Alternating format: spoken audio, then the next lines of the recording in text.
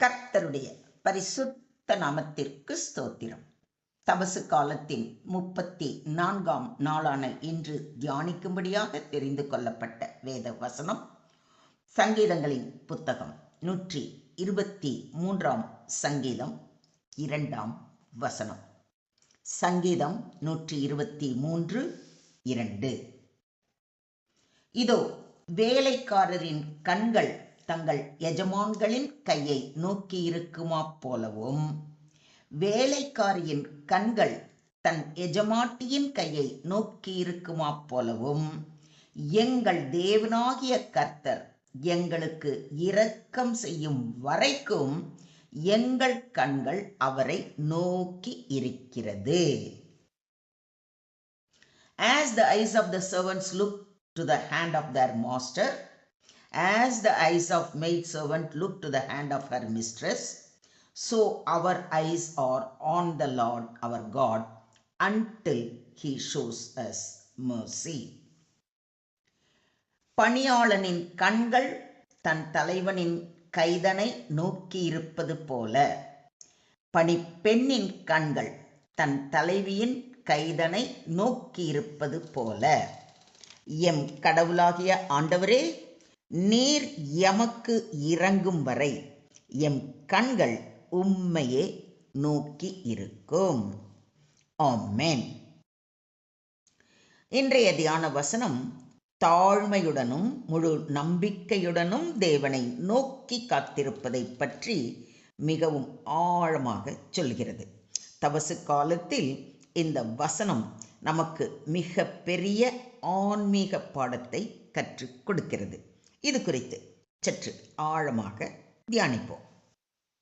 இன்றைய தியான வசனத்தில் சங்கீதக்காரன் ஒரு உவமையை பயன்படுத்துகிறார். வேலைக்காரன் எஜமானின் கையை நோக்குவது. பழைய காலங்களில் வேலைக்காரர்கள் எஜமானின் கையை கவனமாக பார்த்து கொண்டிருப்பார்கள்.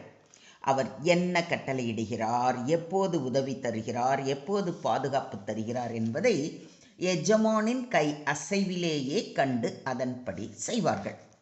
அவர்களின் வாழ்வு எஜமானின் கையில் இருந்தது.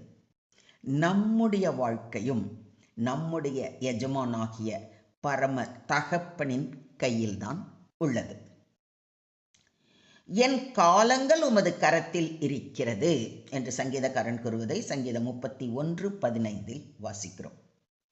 வேலைக்காரி எஜமாட்டியின் கையில் இருந்து உணவு, பாதுகாப்பு, கருணை எல்லாவற்றையும் எதிர்பார்த்தாள். அதே போல விசுவாசிகள் தேவனிடமிருந்து கிருபை, இரக்கம், உதவி ஆகியவற்றை எதிர்பார்த்து அவரை நோக்கி காத்திருக்க வேண்டும். எங்கள் கண்கள் கர்த்தரை நோக்கி இருக்கிறது என்று சொல்லியிருப்பதை கவனியுங்கள். அதுவும் கர்த்தர் எங்களுக்கு இரக்கம் செய்யும் வரைக்கும். அதாவது நம்பிக்கை, பொறுமை, முழு சார்பு. இதுவே விசுவாச வாழ்க்கையின் அடையாளம். இந்த தபசு காலத்திற்கு இந்த தியான வசனம் 5 ஆழமான காரியங்களை நமக்கு உணர்த்துகிறது. 1, தேவனை நோக்கும் கண்கள். எங்கள் கண்கள் கர்த்தரை நோக்கி இருக்கிறது என்று சங்கீதக்காரன் கூறுகிறார். தபசு காலம் நம் மனதை திருத்தும் காலம், தேவனை மீண்டும் நோக்கும் காலம். பாரமான யாவற்றையும், நம்மை சுற்றி நெருங்கி நிற்கிற பாவத்தையும் தள்ளிவிட்டு விசுவாசத்தை துவக்குகிறவரும் முடிக்கிறவருமாயிருக்கிற இயேசுவை நோக்கி நமக்கு நியமித்திருக்கிற ஓட்டத்தில் பொறுமையோடு ஓட கடவோம். நாம் உலகத்தை அல்ல, இயேசுவை நோக்கி வாழ வேண்டும். 2வது, தாழ்மையின் கண்கள். வேலைக்காரன் எஜமானை நோக்குவது தாழ்மையின் அடையாளம்.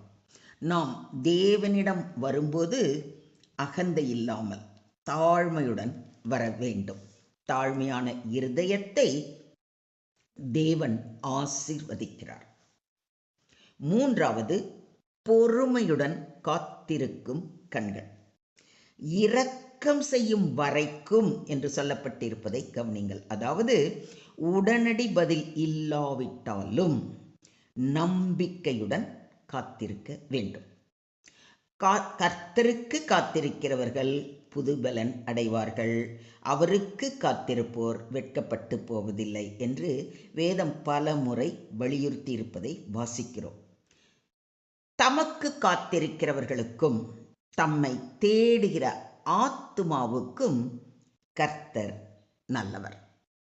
கர்த்தர் தாமதிக்கலாம், ஆனால் தவறுவது இல்லை. இதை விசுவாசிக்கிறீங்களா? அடுத்தது 4வது, கிருபையை எதிர்பார்க்கும் கண்கள். நாம் தேவனிடமிருந்து இரக்கம், மன்னிப்பு, கிருபையை எதிர்பார்க்கிறோம். தேவனுடைய கிருபை நம் வாழ்க்கையையே மாற்றுகிறது. அதனால்தான் என் கிருபை உனக்கு போதும் என்று நம்முடைய தேவாதி தேவன் நமக்கு வாக்களித்திருக்கிறார். 5வது, நம்பிக்கையின் கண்கள். விசுவாசியின் கண்கள் தேவனை நோக்கி இருக்கிறது. அதன் பொருள், அவர் நம்மை காப்பார், அவர் நம்மை வழி நடத்துவார், அவர் நம்மை ஒருபோதும் கைவிட மாட்டார் என்கிற விசுவாசம். கர்த்தரை நம்புகிறவர்கள் என்றென்றைக்கும் அசையாமல் நிலைத்திருக்கும் சீயோன் பர்வதத்தை போல் இருப்பார்கள் என்று சங்கீதக்காரன் உறுதிபட கூறுவதை சங்கீதம் 125:1 வாசிக்கிறோம்.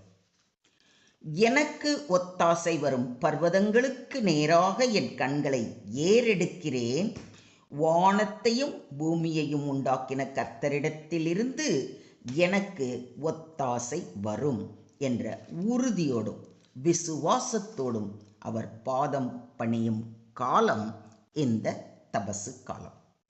மொத்தத்தில் இன்றைய தியான வசனம் நமக்கு 3 பாடங்களை கற்றுக் கொடுக்கிறது. 1, தேவனை நோக்கி வாழ வேண்டும். மனிதரை அல்ல, தேவனையே நம்ப வேண்டும். 2, பொறுமையுடன் காத்திருக்க வேண்டும். தேவன் உடனே பதில் தரவில்லை என்றாலும் அவர் செய்கிறார், செய்வார். 3, தேவனுடைய இரக்கத்தை நாட வேண்டும். இரட்சிப்பு, கிருபை, மன்னிப்பு அனைத்தும் தேவனிடமிருந்தே நமக்கு வருகிறது. எனவே இந்த தபசு காலத்தில் நாம் உலகத்தை அல்ல, மனித உதவியை அல்ல, தேவனை நோக்கி வாழ கற்றுக்கொள்ள வேண்டும். அவருடைய இரக்கம் நமக்கு போதும். நம் வாழ்க்கை தேவனை நோக்கும் வாழ்க்கை, அவருடைய கிருபைக்காக காத்திருக்கும் வாழ்க்கை, அவருடைய இரக்கத்தில் நம்பிக்கை வைக்கும் வாழ்க்கை. நம்முடைய கண்கள் எப்பொழுதும் கர்த்தரை நோக்கி இருந்தால் அவர் நம்மை ஒருபோதும் கைவிட மாட்டார். இதை விசுவாசிக்கிறீங்களா? Today's verse teaches us about humility and dependence on God. Just as servants watch the hand of their master for instruction, provision, and mercy, believers must keep their eyes on God and wait for His compassion. During the Lenten season, this verse reminds us to depend fully on God. Wait patiently for His mercy. Trust His timing and grace. A faithful life is a life that constantly looks to the Lord for help, guidance, and mercy. Do you believe this? ஸ்தோத்திரம் ஆண்டவரே, ஸ்தோத்திரம் கர்த்தாவே, ஸ்தோத்திரம் ஸ்தோத்திரம் ஸ்தோத்திரம். அன்பான பரலோக தந்தையே, வேலைக்காரன் எஜமானை நோக்குகிறது போல எங்கள் கண்களும் எப்பொழுதும் உம்மையே நோக்கி இருக்க கிருபை செய்ய வேண்டுகிறோம். உம்முடைய இரக்கத்தையும் கிருபையையும் நாடி வாழும் மனதை எங்களுக்கு தாரும். இந்த தபசு காலத்தில் உம்மை இன்னும் நெருக்கமாய் அறிய கிருபை செய்ய வேண்டுகிறோம். உம்முடைய இரக்கத்திற்கு காத்திருக்க வேண்டிய பொறுமையை எங்களுக்கு அருள வேண்டி எங்களை முற்றிலுமாக தாழ்த்தி உம்முடைய கரங்களிலே ஒப்பு கொடுக்கிறோம். நீங்க பொறுப்பெடுத்துக்கோங்க, நீங்க வழி நடத்துங்க. சகல துதி கன மகிமை யாவையும் ஒருவருக்கே செலுத்துகிறோம். மீட்பர் இயேசுவின் மூலம் ஜபம் கேளும் எங்கள் ஜீவனுள்ள தகப்பனே. ஆமென்.